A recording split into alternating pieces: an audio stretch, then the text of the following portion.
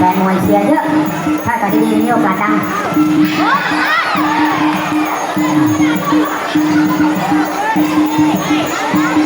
ยกสี่แล้ว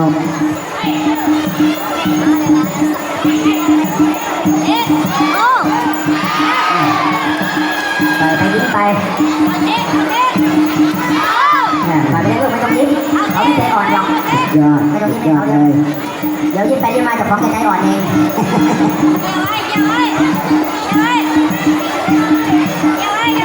ใหม่นะใหม่ทุกวันดูดีๆนะการปกครองจำปาโอ้ยดูดีๆ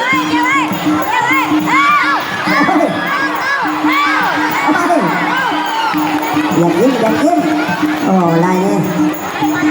ไปทั้งตัวทั้งหัวใจเลยนี่